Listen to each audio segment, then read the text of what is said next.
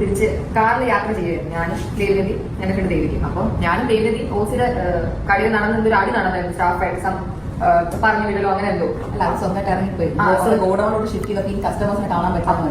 അപ്പൊ നമ്മൾ പറയായിരുന്നു, അല്ലെങ്കിൽ ആ കുട്ടികൾ കടയിൽ ഉണ്ടായിരുന്ന സമയം അത്ര ശരിയല്ലായിരുന്നു, പല കസ്റ്റമേഴ്സ് പറഞ്ഞിട്ടുണ്ട്. എന്നിങ്ങനെ പറഞ്ഞുകൊണ്ടിരിക്കുമ്പോഴായിരുന്നു എന്റെ ഫ്രണ്ട് പറഞ്ഞത്, നല്ലൊരു കാര്യം പറയാൻ പറഞ്ഞു. ഞാൻ കഴിഞ്ഞ ആഴ്ച ഓസിയുടെ കടയിൽ പോയായിരുന്നു.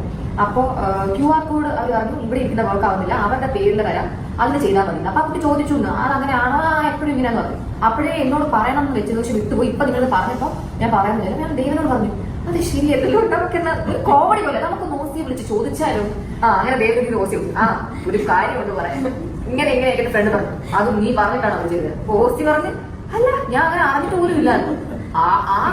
സംഭവിച്ചതെല്ലാം സ്റ്റോക്ക് ചെക്ക് ചെയ്തു, ടൗൺ വെട്ടുന്നു, എല്ലാം മാറുന്നു. അവിടെ നിന്ന് ചോദിച്ചു വന്നപ്പോ അവർ ആദ്യം 10-15 കള്ളം പറഞ്ഞു നോക്കി. പിന്നെ അവസാനം പിടിക്കപ്പെട്ടു എന്ന് പിടിയില്ല. എല്ലാവരും കണ്ടു കഴിഞ്ഞു.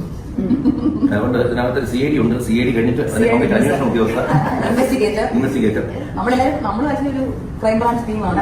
അതിനകത്ത് കുറെ വീഡിയോസ് ഇങ്ങനെ എടുത്ത് കറക്റ്റ് തപ്പി എടുത്ത് ഇടേണ്ട സമയത്ത് ഇട്ട്. അതുകൊണ്ട് നമ്മൾ ഒരു പ്രശ്നം വരുമ്പോഴത്തേക്ക് നമ്മൾ കൊണ്ടുപോയി ഐക്യമത്യം മഹാബലം, നമ്മൾ ഒരുമിച്ച് തിന്നാൽ